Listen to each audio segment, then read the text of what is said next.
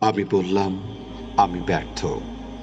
আল্লাহ বলেন, বিশ্বাসীরা সফল হয়। আমি বললাম, আমার জীবনে অনেক কষ্ট। আল্লাহ বলেন, নিশ্চয়ই কষ্টের সাথে আছে স্বস্তি। আমি বললাম, আমাকে কেউ সাহায্য করে না। আল্লাহ বলেন, মুমিনদের সাহায্য করা আমার দায়িত্ব। আমি বললাম, আমি দেখতে খুবই কুৎসিত। আল্লাহ বলেন, আমি মানুষকে সৃষ্টি করেছি সুন্দরতম আকৃতিতে। আমি বললাম, আমার সাথে কেউ নেই।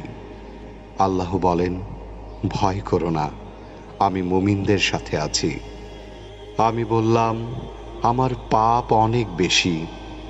আল্লাহ বলেন, আমি তওবাকারীদের ভালোবাসি। আমি বললাম, আমি সবসময় অসুস্থ থাকি।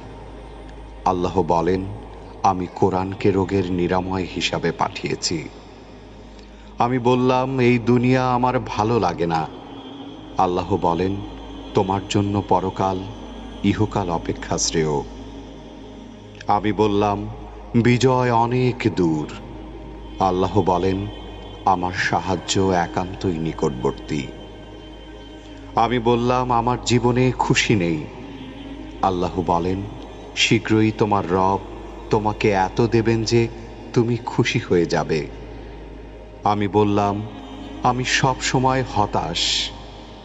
আল্লাহ বলেন, আর তোমরা নিরাশ হও না এবং দুঃখ করো না।